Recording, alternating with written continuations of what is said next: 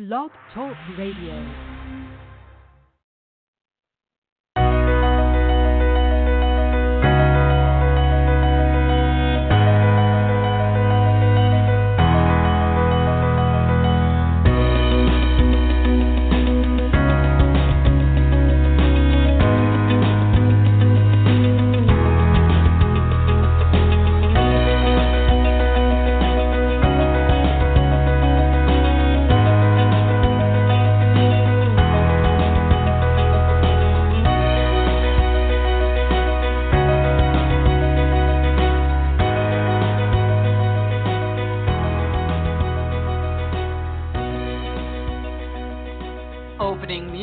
Provided by bensound.com. Welcome, everyone, to today's Earth Energy Forecast Show on this Tuesday, August 20th, 2019. Thank you for joining us today, or if you're listening later to the podcast.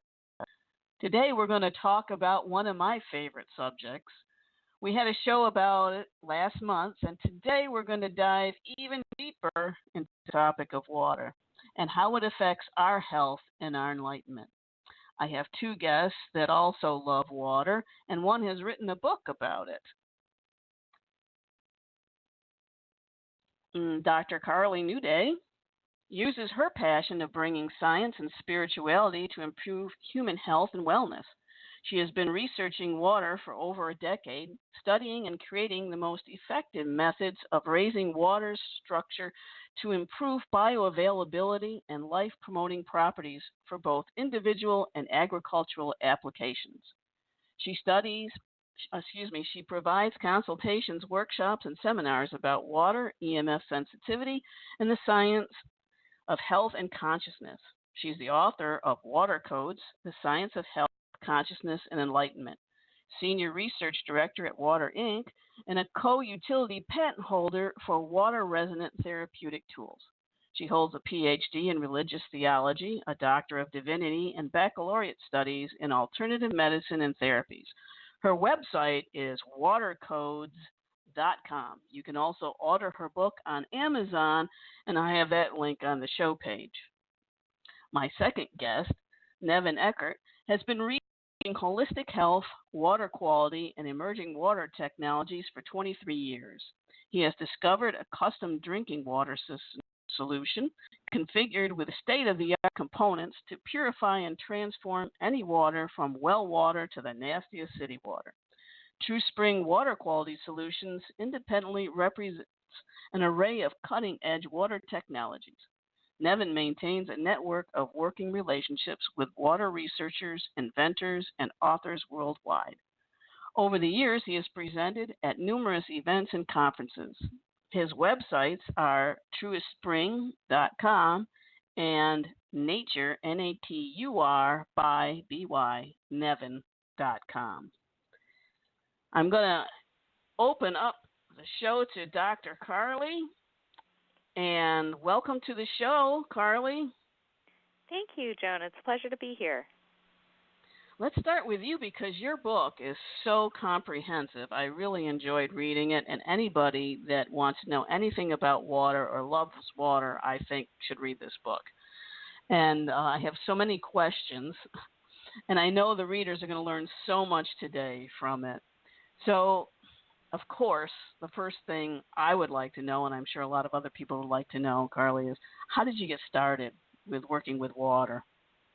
Oh, it was just one of those things where the natural flow of my life sort of directed me that way.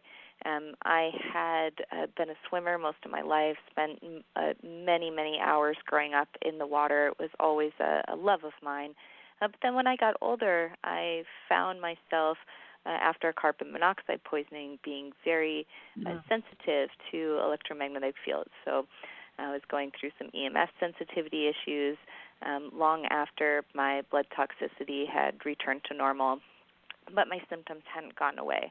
And so it was, through that route and trying to find things that would help that I came back to water and how that affects our health and our well-being. And turned my life around, dealt with my symptoms, and found things that would bring my body back into balance and to alignment and water was at the core piece of that. So it spurred me on to research in that direction again. And then with my background in religious theology, I'm always blending the worlds of science and spirituality, and I found water to be that bridge between those two worlds. Yes, I work with science and spirituality with my books too, and I understand when you have that passion and how easy it is to bridge the two because they do fit together. Absolutely. So, how did water help you through this? Was it just biochemically? Was it spiritually? How did water help you through this?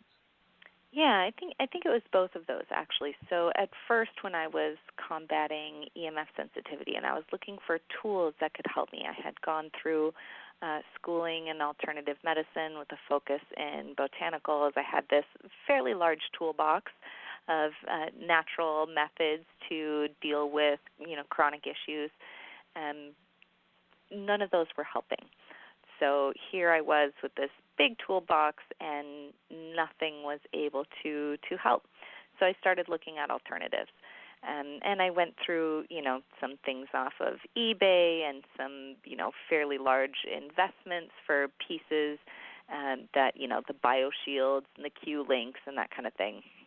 I did end up finding some success, limited success with some of those tools. And so I wanted to know why. What was it in those tools specifically that were able to reduce some of the symptoms a little bit?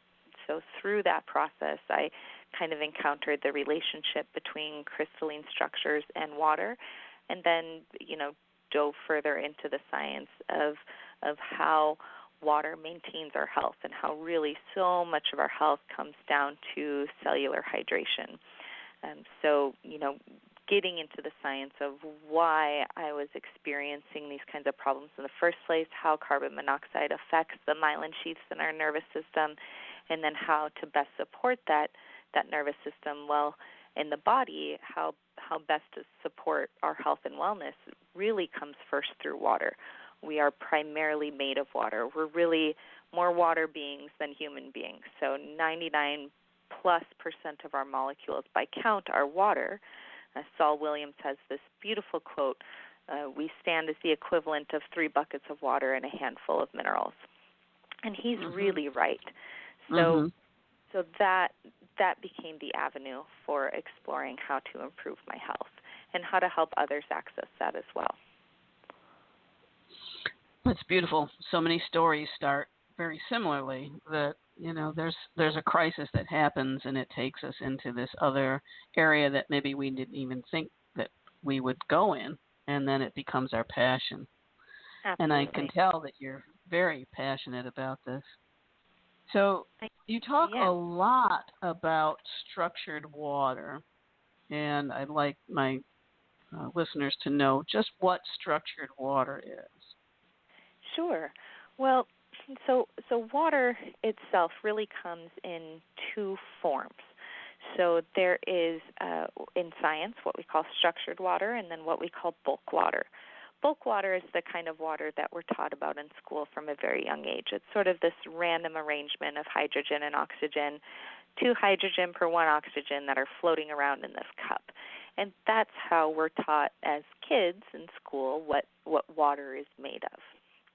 Well, in nature, there's actually very little bulk water in nature. What you find primarily in nature is water that has its hydrogen and oxygen arranged in these kinds of repeating patterns.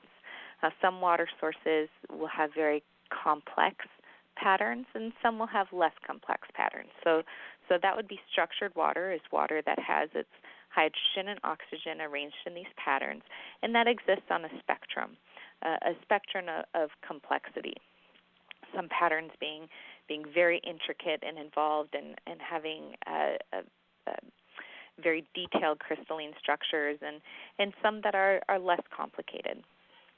That is structured water. So water itself that kind of water that we find in nature, which is really the kind of water that life requires. So life does not require bulk water. In fact, bulk water fails to support our necessary systems. What life requires is structured water. So the way that hydrogen and oxygen are stacked and arranged themselves are what give, for example, our cells the cellular integrity that it requires. It's what gives our DNA the cellular integrity, or the structural integrity, rather, that it requires to not fall apart and to hold together in its proper form. That structure is what allows water to process information and carry energy and maintain the vitality of our many systems. So we have these two types of water, bulk water and structured water. They may look the same, but they're really two completely different substances with different properties and different actions.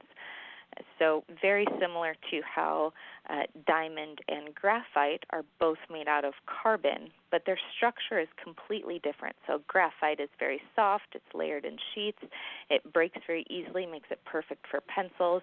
But then, of course, diamond, made out of the same substance, is arranged differently. It has a crystalline structure that is interconnected and gives it this integrity that makes it the hardest substance on Earth. So that's the key piece between structured water and what we want to call tap water or regular water, bulk water. Structured water is the living water that supports all of life's many complex systems. Bulk water is not. Mm-hmm. Now, you mentioned that the structure or the form of this water holds information. So, and that's, I said in my book that it's the form that informs, and I know you talk about some sacred geometry in your book too. So, you say that water is a malleable computer. So how does it hold this information, and how does it impart it, say, to the cell? Sure, absolutely. It's a wonderful question. So again, if we go back and just look at the physics of that structured water, we look at it as that liquid crystal. So liquid crystals, like the LCDs, like the LCD screen that you have, the liquid crystal displays, these are structures that are organized and have patterns in the way their molecules are arranged. That's what makes them crystalline.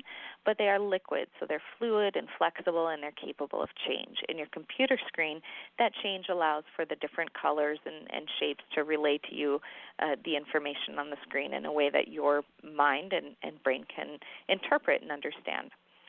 In solid-state crystals, that structure is what allows for the changes in properties. So the structure of ruby is what allows it to cohere light. The way that the molecules are arranged affects the way light is transmitted, so that when you have a properly cut ruby, it will cohere light into a laser. Same thing with, say, quartz crystals or tourmaline crystals that are used for pressure gauges in submarines, quartz crystals that are used for watches or radios. And there are also crystals that are used for storage drives. We have quartz crystals used for storage drives. We have different crystals that can actually be stored with holographic information. And in fact, we have very small crystals that can hold massive amounts of information, because every time there's an intersection or a point at which these molecules arrange themselves, these vertexes and angles, information is stored there. Similar to the way that the quartz hard drives or the other crystals that are used for information storage, our water can do that same thing.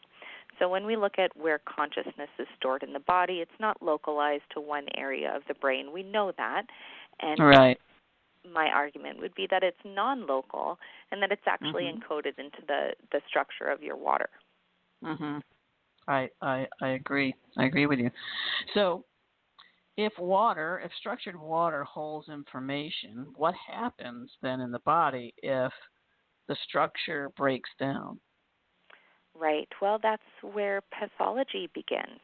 So really, we can trace the root of every disease and chronic pathology to a breakdown in the structure of the water. So, and this is something that's accepted in certain areas of science. It's not necessarily some fringe notion. We have Nature, the most prestigious scientific journal in the world, certainly in North America, is the Philip Ball is a 20-year editor of the biochemical division of Nature, and he's got some fabulous quotes about how, that breakdown is where we find things like cancer beginning. When that cellular structure, when the structure of the water inside of our cells begins to break down and become more like bulk water, that's when we have pathology of chronic disease like cancer and diabetes. So the integrity of the structure of our water is critically important to all of our systems running optimally. It is the key to health and wellness. And when we experience a decline in our health or a decline in our wellness, that is actually where it starts. The physical mechanisms of the breakdown in our structure is what triggers the cascade and the domino effect of our physical systems becoming affected and experiencing some kind of pathology or disease. So if that happens, how do we restructure our water, or can we? Well, that's a wonderful question. So water is incredibly responsive. We look at the mind-body-spirit connection. Water is that interlinking force between each one of those things. It's the bridge that connects each one of these pieces. So it is responsive to consciousness. It is responsive to positive thinking or negative thinking. It is responsive to the choices that we make in our life, the things that we take into our body. So what I would suggest, if someone says, I'm wanting to improve my health and wellness, I want to affect the structure of my water to increase its vitality and thus increase my own vitality, the first thing that they would want to look at is, one, reducing toxin input. So we are bombarded with toxicity. It's very systemic from our food, our air, and our water. And so reducing our exposure to that is, number one, the first thing that's going to help our bodies, because our body has to work very hard and lose a considerable amount of water trying to detox ourselves on a regular basis. And then the water that we drink. Our drinking water is incredibly contaminated. We are in a crisis nationally and globally. But even if we're just talking nationally, absolutely. Our infrastructure is failing. Our water safety acts are insufficient to combat the plethora of toxins and chemicals that are found in our water today. So first and foremost is reduce that toxin input and get really good drinking water. I believe that most people will end up spending their entire life in America, which, we're supposed to be this very developed nation. I think most people will go their entire life without ever drinking a cup of clean water, which is very sad given it is our primary basic need. Yeah, it brings to mind the water that is the result of fracking. Absolutely. Absolutely. It's just unconscionable that we still have people that have such polluted water from fracking. So this water is going through the natural, through stone and all, but they're using chemicals, aren't they, when they're doing the fracking, and that gets into the water? Absolutely, yes. They're using chemicals, and it's not just the fracking, right? So we've got a number of chemicals and toxins that are in our water system that aren't even regulated. So there's hundreds of chemicals found in your average water supply throughout the nation that are not even regulated. They don't want to test for them because then they would have to get rid of them. We have the PFOAs and the forever chemicals that have systemically polluted all of our waterways, and can be found in the blood of virtually every American citizen, because they are forever chemicals and they don't break down. They bind to the proteins in our blood, and we're drinking them through our water. There are volatile organic compounds. There are industrial agents and manufacturing agents. There are the disinfecting agents and the disinfecting byproducts from the chloramines and the haloacetic acids that are put into our water intentionally. So there's just such this plethora of toxins. Our water has really become sort of a cancer-causing soup. It really is just a liquid carcinogen, unfortunately, is the point that we have come with most of our tap water. That really is sad. So is there anything we can do about it at a larger level? At a larger level, I think really what we're up against is a lot of misinformation and a lack of education. So, people will pour a cup out of their tap and it looks clear. It looks like water. So, the critical analysis tends to stop there. Unfortunately, that doesn't serve us. So I really do think it's a matter of education. It's a matter of advocacy. There needs to be a push and a movement towards reducing the chemical exposure, requiring our municipalities to engage in effective treatment management for chemicals in the water. And that is such a large-scale problem that at this point what people can do is really do their best to provide themselves the best kind of water they can at home. Stay away from bottled water. Bottled water is an unregulated industry. It is horrific for the environment, and it's no better than what's in the tap. In fact, most bottled waters are really just tap water in a plastic container. So something to be aware of. I think there's absolutely, the majority of bottled waters, at least 60 to 70%, I believe, are municipal water that is bottled. So all of your Dasanis, I think quite a bit of the Aquafinas. Those are just, right. Those are tap water. Those are just tap water. What about Poland Spring or, Arrowhead or something that says it comes from it's spring water? Is that safe? No. So no matter where it's originating from, it's sitting in plastic. So right off the bat, we've got leachings and BPA issues to be concerned about. There has been, reports made to Congress about the unsafe levels of plastic contamination from the plastic water bottles and caps. But then there's also issues like I believe there's a current legal battle going on with Poland Springs is being sued because it's not spring water, it's groundwater being marketed as spring water. So, and that groundwater, we don't know the condition of that groundwater. Right. So, and given that the majority, in fact, all of our groundwaters have been contaminated to a significant degree, it is not safe. So it's an unregulated industry, and that becomes very dangerous. So I would venture to guess that there are very few places on Earth right now where the water is pure and safe to drink. Very, very, very few. So what do we do?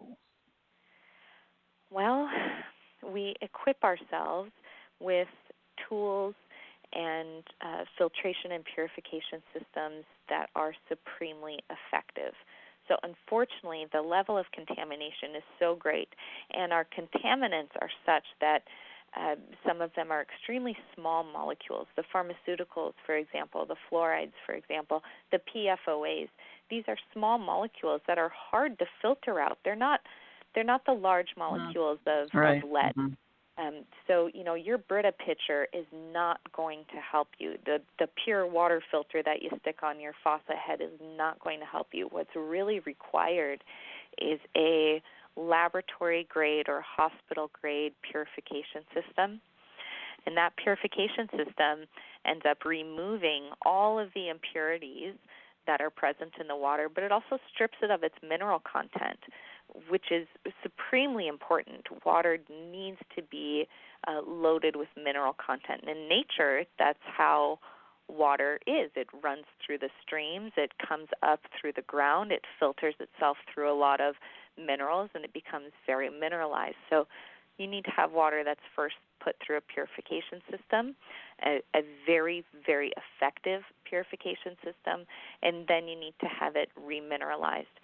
After those two steps, then we can talk about structure. But really, Joan, the contamination has become so great that is the first issue that people really need to deal with when they're looking at providing themselves and their families with quality drinking water. So I have a question about doing this large scale. For example, where I live in this area, a lot of the drinking water comes from one of the Finger Lakes. Mm-hmm. Is there a way that you could put the filtration system as this gets fed through the rest of the water system? Absolutely. Absolutely. I do believe that these systems can be scaled up for large-scale use.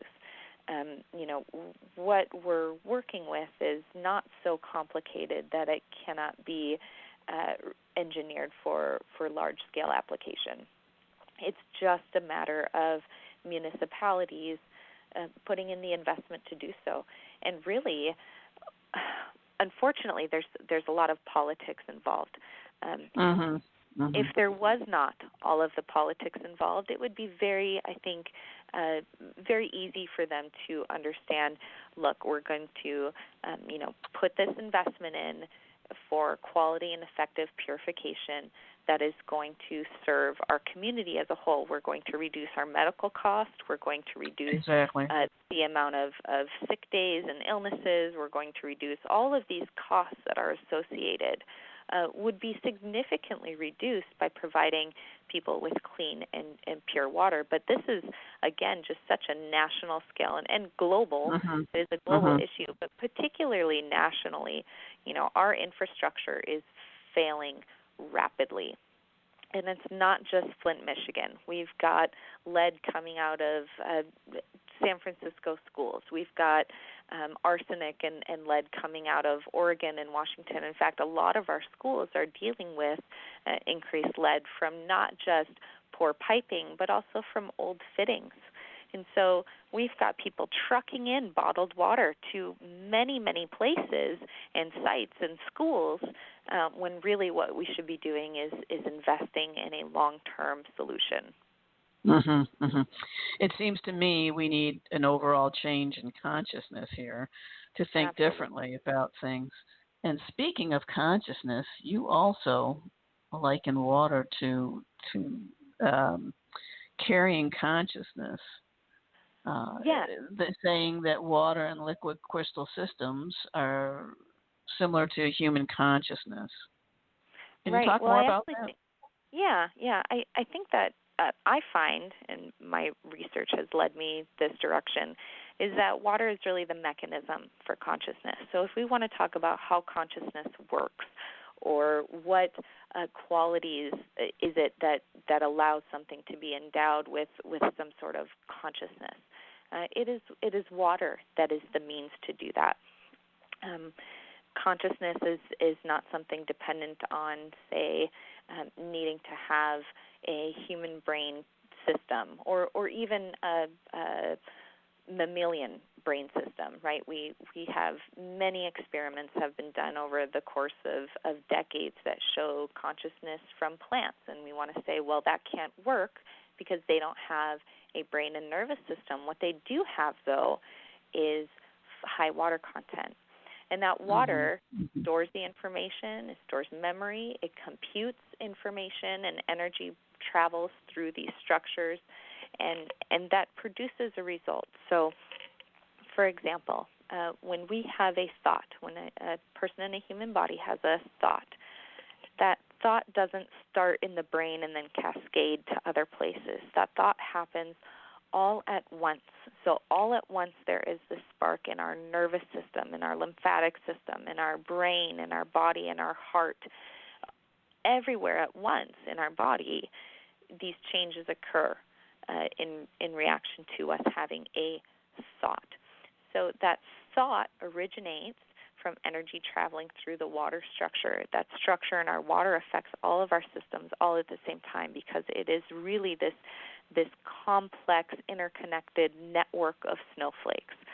And that's one way people can think of it, where, you know, we've got that crystalline structure, but it is a complex network, much like a computer system, much like a, you know, malleable, the most advanced computer on the planet it would be our bodies that is processing many things all at once, all the time.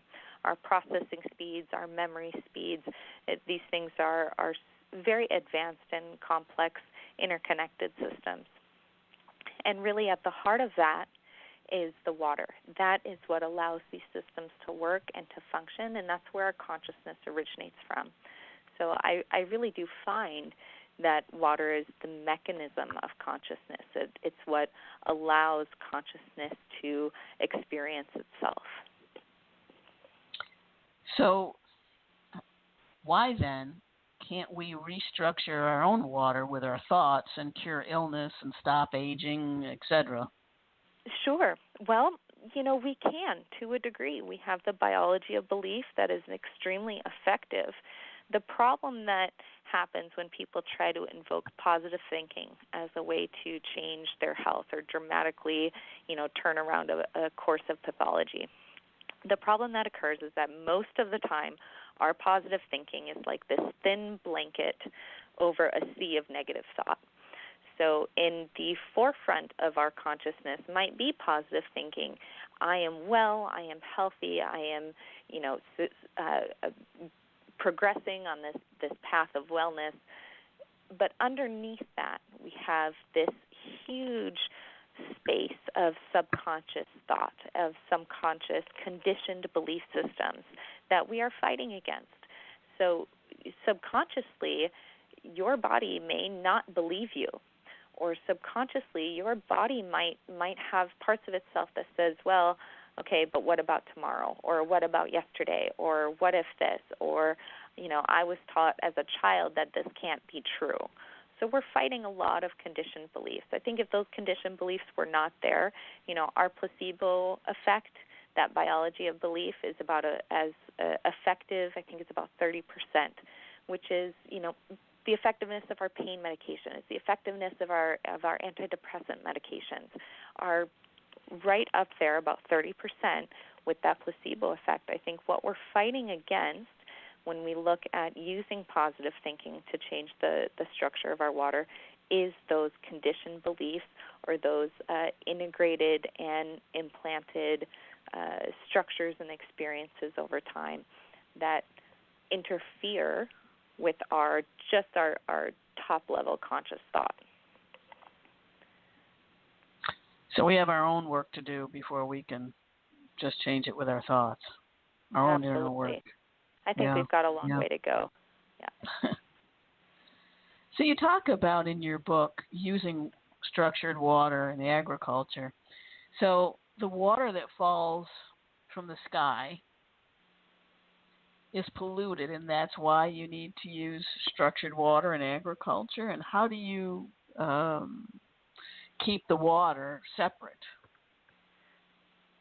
Sure. Well, it's not just the water that falls from the sky, right? So yes, the water that falls from the sky is polluted. It's catching. We've got, you know, acid rains. We've got pollutants in our atmosphere, smog. You know, you go down to say Sacramento, near where I live, and you can see the smog layer that sits above the city when you come down from the foothills. Mm-hmm. So when it rains, you know, the water is picking up all of those things, and it's bringing it down with it. It's also encountering a certain level of toxicity in the ground from, you know, whether it's from pollutants that are left there over time, you know, those sort of sources. So in agriculture, though, we talk about how living things require structured water. It supports cellular growth. It's cellular hydration really lies at the heart of physical function and form and optimal vitality. And that is not just for people, that is across the board. So we look at plants, we look at fruiting plants and plants that yield. These are life forms that also require structured water. So when you feed a plant structured water, it is more bioavailable. It encourages the microbiome of the soil to a greater degree, and it stimulates a higher level of growth and vitality and yield. So you do end up with stronger plants. You end up with higher yields. You end up with fruits and vegetables that have higher nutrient contents and antioxidant ratios. All of these things occur simply because you have now provided that plant with what it really requires for optimal growth. And when we eat that plant, it's much better for us, too. Absolutely. Absolutely. Well, and again, we're talking about higher nutrient contents. So pound for pound, that strawberry that was grown, and less fertilizer reduction, or less fertilizer needs, rather. So you end up, if you're comparing a field treated with structured water versus a field treated with bulk or tap water, hose water, you're going to find that structured water allowed you to grow more with less. So less water needs, lower evaporation rates, more drought-tolerant plants, higher nutrients, higher yield. All of these things occur. Greater resistance to pest and disease, so that translates to lower pesticide needs, lower herbicide needs. You're really providing a healthy environment for these things to grow, which reduces your need for these additional chemicals that are used pretty regularly in our agriculture. Well, that sounds very critical at this time of climate change.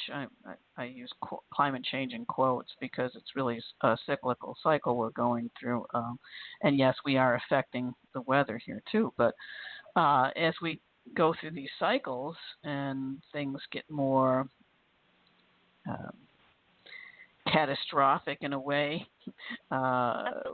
we need to be able to produce food that is nutritious, that is nutrient dense, and to cut back on all of the toxins and herbicides. And absolutely. So it makes so much sense to do this. Once again, I think it's just changing the thought. Like, okay, we really have to be more proactive instead of reactive in this society, as it seems like we have been. Absolutely. I have to ask you this question because I've heard so many theories about why the pyramid at Giza, why those three pyramids were built.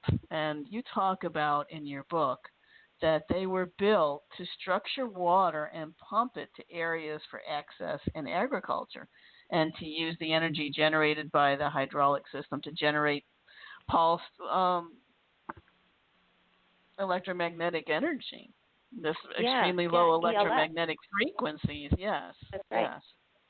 Yeah, and so a lot of that is research that I came across while I was doing research for the book. So there are some individuals who have gone into that at great length, developing models of the pyramids, associating the landscape with what it would have been like during their use. And, the Nile was much closer then. Where would the water have been? Where would things have been flowing?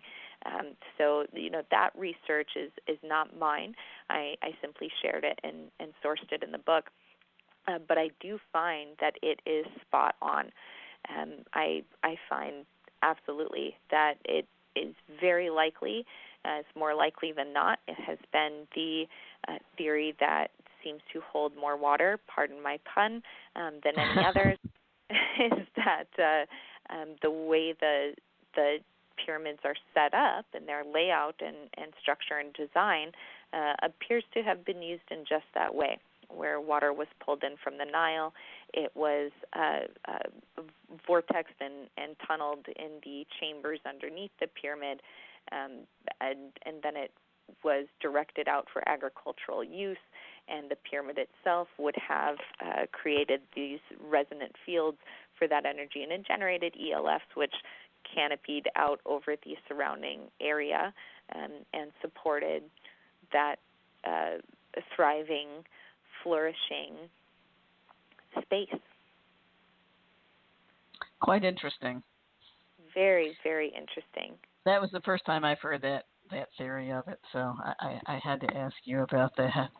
Oh, it is fascinating. It's so fascinating. And I came across something very similar with the Nazca lines where, we see that people throughout antiquity have had different practices that are really at the heart of their culture to use water, improve water, or to allow for the differences in water to support their culture and their village or tribes.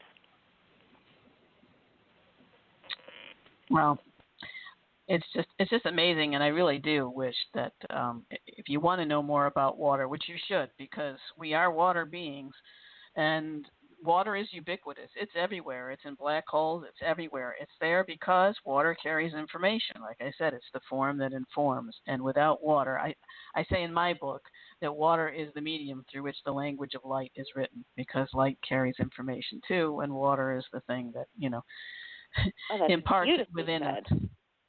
Yeah. So I do love water. That's I do love water. Thank you so much, Carly. I'm going to bring Nevin on now, and let's get him on. Hello, Nevin. Hi, Joan. Thanks for being so patient. That was wonderful from Carly. Now it just leads so beautifully into what you've done, because I know that you love water, because you just said that you came home and you went into the hot springs, and I mean, you just live water, and you've developed a system on filtering this water. And what Carly was saying, we need to remove all these contaminants and get it back to its natural state. And you have a way of doing that? I do. It's not so much that I've developed this system, it's more that I've been researching water technologies for so long and working inside the water technology industry for so long and I've been on a quest basically to find the finest equipment available in the world. So, I want to lend credit where credit is due. It's the inventors and manufacturers of the equipment that I work with that really deserve the credit. It's just been more of me having an overview technologically of what's available and putting the components together to create the finest drinking water system in the world. So what sparked your passion for water? Oh, my goodness, Joan. I'll have to make a short story out of a very long We'll have to have another one. hour show. Yeah, another hour show, exactly. There's a few things that influenced me. First, being raised in the Southern Sierra, in the foothills of the Sequoia Kings Canyon National Forest and National Park, I was immersed in nature. And so I think just, by osmosis and, entrainment, I got a lot of information and just communing with nature a lot. Started backpacking as a child. I was a very avid fisher boy. All my time as a child was spent, at the bass ponds or on the river or up at alpine lakes. I was just, again, immersed in nature. And so kind of the first piece really was more as an environmentalist, that's what fueled a lot of my wanting to understand our natural world on a very primordial level, trying to understand Mother Earth and what's where she came from and what humanity has done to her, and that whole process of the degradation to our natural world. So that was a big piece. The second part was, my quest for health, and as a young man, never always intuitively questioning the idea that people get diseases and they die and they become sickly and all that sort of stuff. The whole conventional health world never made sense to me. It as a child and as a young man, I just refused to buy into what is taught to us in schools, what the doctors tell us. All that stuff just didn't make sense to me, and intuitively I felt that we inherently had a vastly greater potential of health and vitality and longevity than what's being fed to us. So, my first significant love of my life, she had put herself through UC Berkeley and was very, very chronically ill when we came together. And we moved to Hawaii together to be in a cleaner environment, and basically went on a quest through all types of alternative health to heal her. And so that kind of gave me the bug to really research and discover alternative health, the whole alternative health world. And then I came down with my own kind of healing crisis, but it was basically a dimensional experience in the water town of Calistoga, California, that led me to Victor Schauberger. And Victor Schauberger lived from 1885 to 1958. He was of Bavarian ancestry and was born and raised in Upper Austria, and he was known as the water wizard. And he came from an ancient line of forest custodians. So for hundreds of years before him, his family were forest wardens or forest caretakers. And Victor came of age at the turn of the century, and he had a choice of either following his mother's advice or following his father's advice. His father wanted him, like his older brothers, to go to modern forestry school. And he witnessed the changes in his brothers, and he didn't like that, what had happened to them by going to this modern forestry school. So he chose to take his mother's advice, just like his ancestors, and just go into the forest and be taught by Mother Nature. And when he did that, he was put in charge of a huge tract of Upper Austria. This is probably about 1903, and this huge tract of private forest. There's places where no human had even walked or seen these places.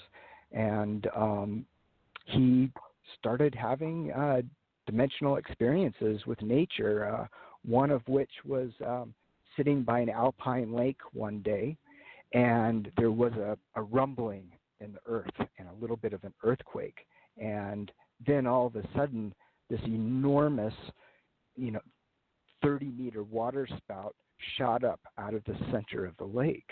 And then that water spout collapsed back down, and the whole lake started churning in this huge vortex. And it got so strong that it drew all the logs that were laying on the bottom of the lake up to the surface and danced them around and sucked them back down to the bottom of the lake so violently it ripped the bark off of them. So it was experiences like that, and an experience of watching a trout go up, a 20-meter waterfall. And Victor, I don't know if folks have heard this phrase, but birds don't fly, they're flown, and fish don't swim, they're swum. So that implies that there's a subtle energetic symbiosis of relationship and interaction taking place between the atmosphere and the bird and the fish in the water.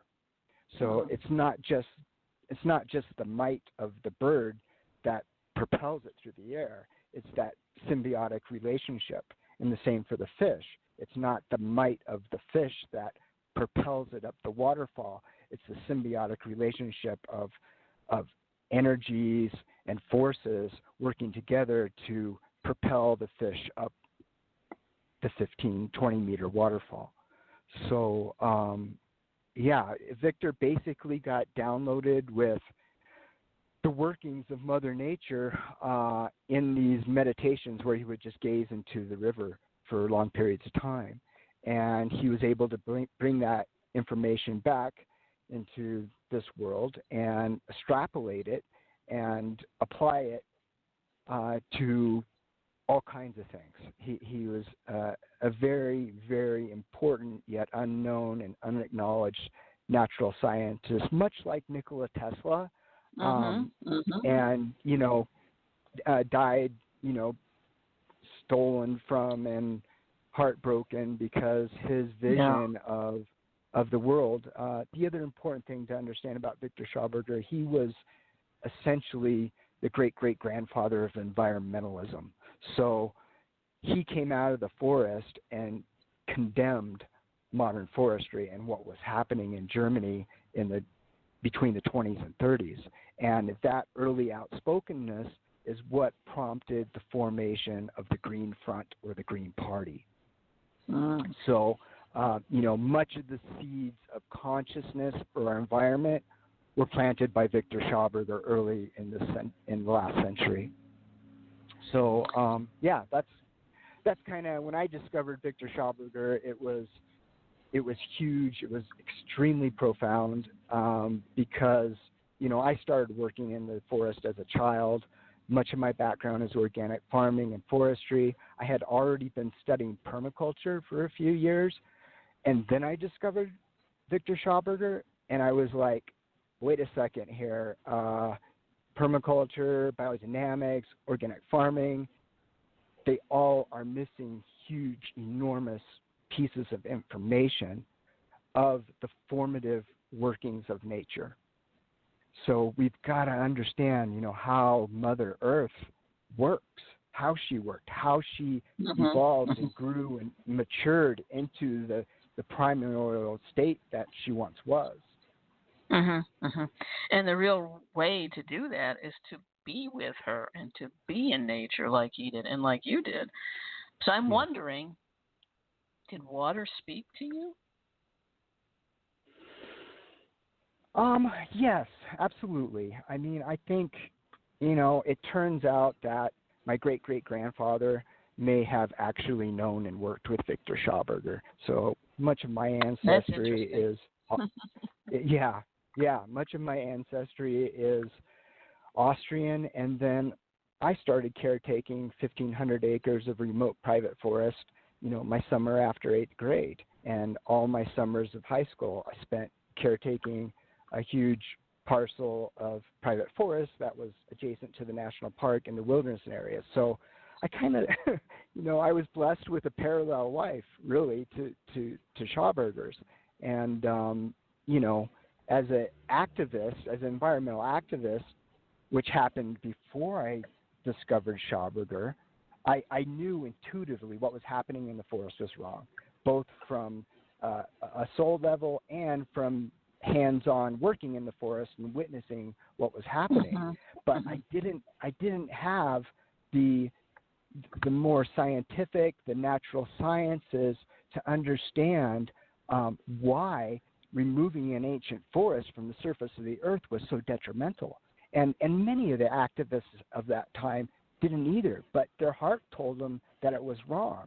So it was a huge aha moment for me to discover Schauberger and know and learn on a natural science level why an ancient forest is so important to the overall health of the planet, its interconnectedness to the weather patterns, the atmosphere, and most importantly, the flow of fresh water on the surface of the earth. Exactly. And we've lost our connection to nature. We have. Absolutely. And the trees are, there's water moving all the time, and they talk to one another. They network with one another. And they do so much for us. They did.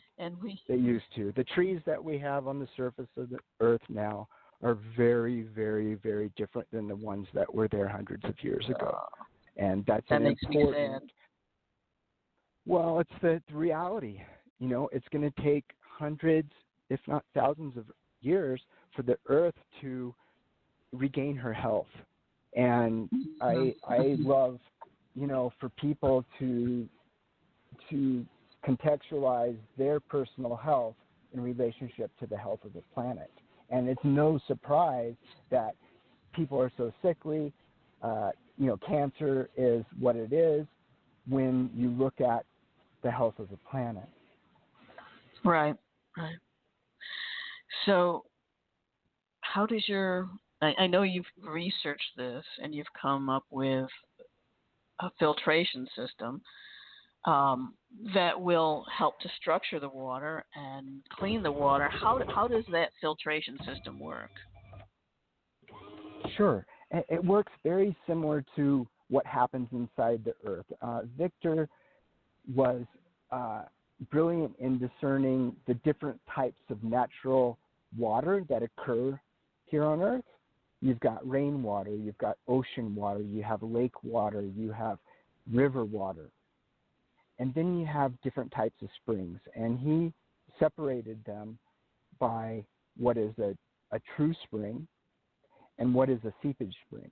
And they're very different. A seepage spring only goes so far into the earth, and it hits a rocky layer and then comes back to the surface again. Whereas a true spring comes from very deep in the earth.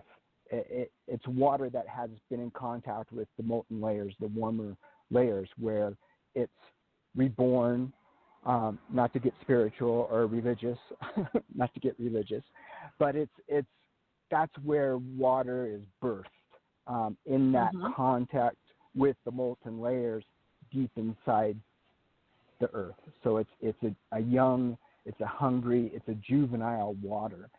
In the process of coming back to the surface of the earth through all the different stones, crystals, minerals, it's ripened and matured in that journey back through all that strata to the surface of the earth. So that's the cycle of a true spring, from rain penetrating deep in the earth to the molten layers where it's completely reborn and purified, and then coming back to the surface again where it emerges in an ancient forest, or where it used to emerge in an ancient forest. So, by removing those ancient forests, man also removed the true springs.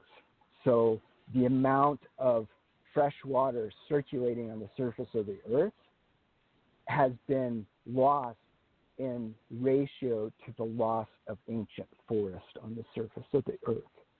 So getting back to your question, Joan, how do I do that?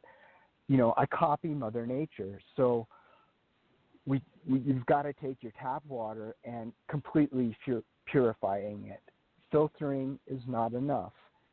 It must be completely purified and reborn into a juvenile, hungry state. And working in the water technology industry, I've been on a quest to find the finest water purification system available in the world, the most advanced technology.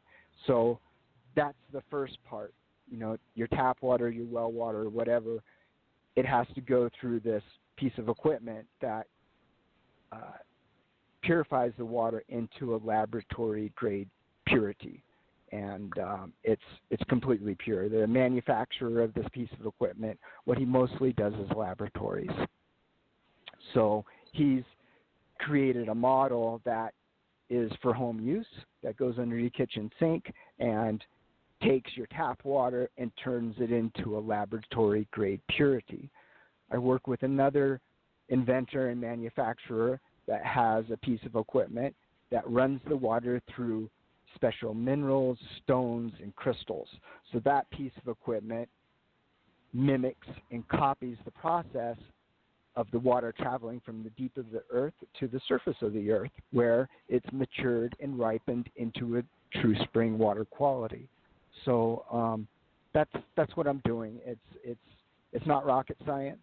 It's looking at what Mother Nature used to do, still does in a few places, but not many, and copying that. And that was Victor's motto, was to first comprehend Mother Nature and then copy her, and never thinking that we can outdo her or do better, or that we need to do better. We just need to simply copy Mother Earth. Mm-hmm. Carly talks about using light and sound to structure water. Do you use that, and is that part of the technology that you use? It is. It's a piece of what I do. It's a vibrational technology. So yes, sound is vibration. So right. Crystals, fields of energy on a vibrational level, or an electromagnetic level, or an auric level, our water is being conditioned, informed, harmful information is being erased, and water is being charged and entrained with life-giving frequencies. So that's kind of really what it's about. You know, our bodies not only need to be fed on a nutrient level, they also need to be fed on an energetic level or an auric level as well. So are the foods and beverages that we're eating, are they charged and full of bioelectric information that feeds us on that level? Or are they laced with harmful information that our body is having to exert energy to digest? You know, that's kind of pretty much where we're at. So, you know, we're societies and people who have lost touch with those basic fundamental things that were once prevalent everywhere on Earth, and that we got just because, you know, we gathered food and we gathered our water from special springs that we had been gathering from thousands of years, knowing that that water was going to feed us in a way that other waters wouldn't. So, Nevin, what makes the water system that you use different from others? First and foremost is the degree of purity that the system is able to create. It's a laboratory grade purity, so that means physically every contaminant has been removed from that water. So as Carly was touching on before, our tap water is not to be trusted. The water that you buy from a dispensing machine at the supermarket is not to be trusted. Brita filters are not to be trusted. The filter on your refrigerator is not to be trusted. It's you know, it's kind of like the whole medical marijuana thing is we've lost the ability to have sovereignty for our personal health.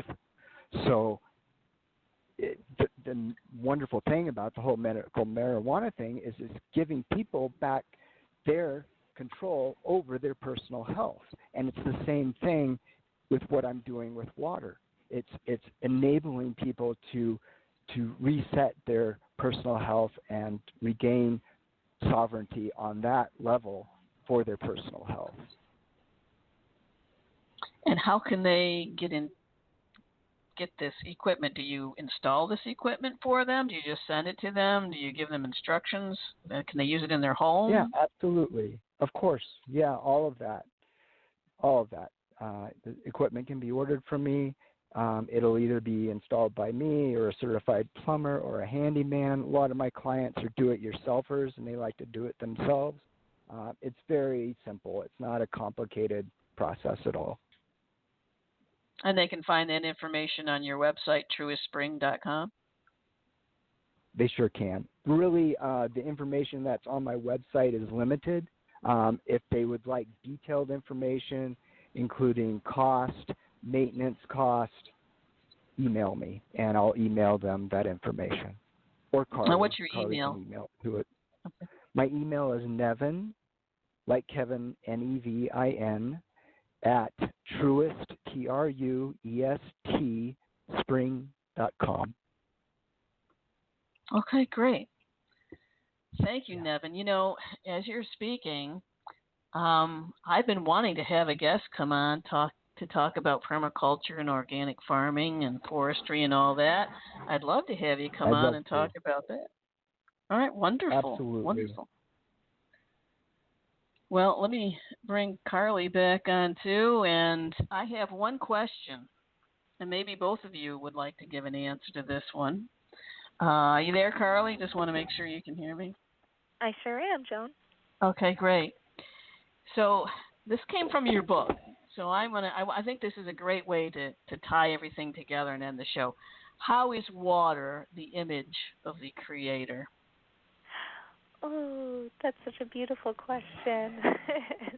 So you have now really touched down to my heart of hearts, which is the relationship between water and divinity. So how does water reflect the image of God? Water, when we look at its physiochemical properties, its cosmic properties beyond its physiochemical properties, we see something that is responsive. We see something that structures like a mirror the information that's present around it, particularly consciousness. And so as we see throughout antiquity and all of the scriptures, through every religion and belief system of note throughout the world, throughout time, irrespective of place and distance and time in our history, we see that water has always been connected back to God. God will say throughout, his various different cultures and beliefs of understanding, different religions of understanding, that God is the wellspring of all life. It is the river that flows forever. It is in the water lies the face of God surveying men's truth and men's lies. I believe that's from the Bhagavad Gita. So we see that because water is able to store information, water is able to reflect information, water serves as that link between the mind, body, and spirit. That is, for me, that is the force of God in the world. That is the force of God in our world, the way that God is endowed in every living thing, the way that God can be experienced through every living thing, through different ways and different forms. That's the water that's in all living things. That holds that power of creation, that holds that power of possibility, that holds that space for co-creation, that holds that space for karma and the law of attraction and these physics of experience and the physics of our reality beyond just the physics of our science, but really the physics of our world. Which is those biology beliefs, those laws of attractions, those laws of karma, and those understandings of co-creation. And I find that water is the most amazing medium to carry that spirit of God throughout all living things. Well, that's beautiful. So, Nevin, do you have an answer for that one? What do you think? I do. Carly, what she offered is very much so my feeling about the subject, and what I'll just add to what she had to say. God is the yin and the yang, the masculine and the feminine, the explosive and the implosive. Okay, and where we're experiencing the short circuiting of our inherent spiritual potential is we've gotten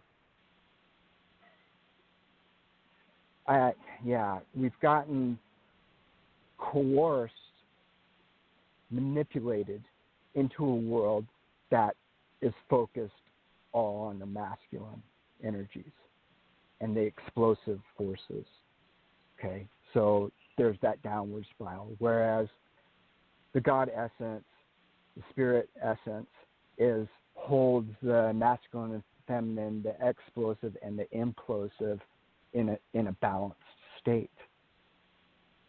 So water, it's going to find its balance one way or another. It will.